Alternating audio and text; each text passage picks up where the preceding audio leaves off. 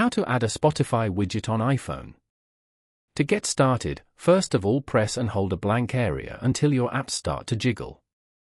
Then, tap on Edit in the top left corner.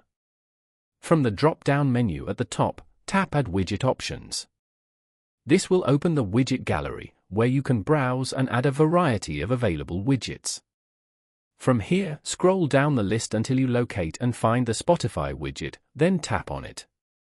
Swipe left or right to preview the different sizes and styles available for the Spotify widget.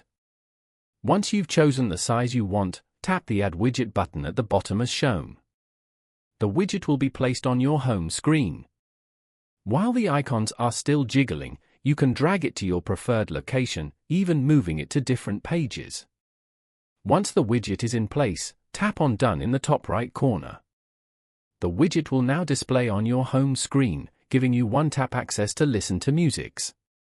Following these steps, you can easily add Spotify widget on an iPhone.